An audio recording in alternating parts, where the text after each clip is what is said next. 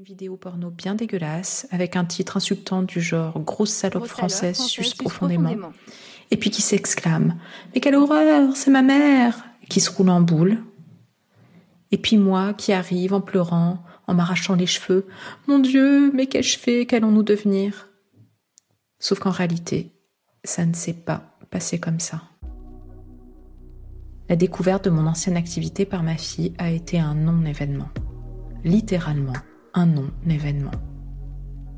Je n'ai pas eu besoin de lui en parler, elle ne m'en a pas parlé elle-même. Finalement, il ne s'est rien passé.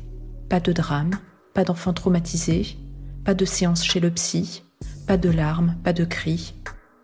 On m'avait prédit le pire, on m'avait dit qu'elle n'aurait ni copain ni copine, qu'elle ne serait pas invitée au goûter d'anniversaire, qu'on allait lui jeter des cailloux, qu'on allait l'insulter dans la cour de récré. Il ne s'est rien passé.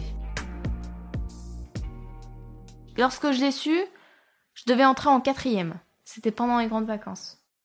Mais comment tu l'as appris en fait ? Sur Internet. Je sais plus pourquoi.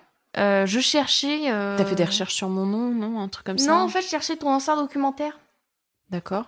Là où les putains n'existent pas. Mais génial, le nom. Et j'étais tombée effectivement sur ta page Wikipédia. Et donc, j'ai su. Ah, tu l'as su par la page Wikipédia. Et après, je me suis dit, bon, c'est un bug, évidemment. Non, c'est bien ta photo. Je me dis, bon, c'est une bêtise Wikipédia. Et il disait la même chose. Alors, Ovidie, Wikipédia. Ok. Alors, qu'est-ce que ça raconte ? Ovidie, pseudonyme d'Héloïse Becht. Purée, c'est même pas mon nom.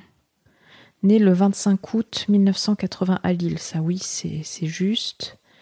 Est une réalisatrice, journaliste, écrivaine et actrice française. Ok, jusque-là tout va bien.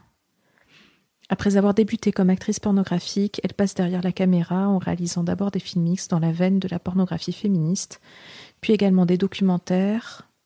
Journaliste ou chroniqueuse pour différents médias, elle a par ailleurs écrit plusieurs livres dont la majorité tournent autour de la sexualité ou de sa représentation. Ok, donc ouais, effectivement, c'est mentionné assez tôt, mais au moins c'est pas mentionné en premier.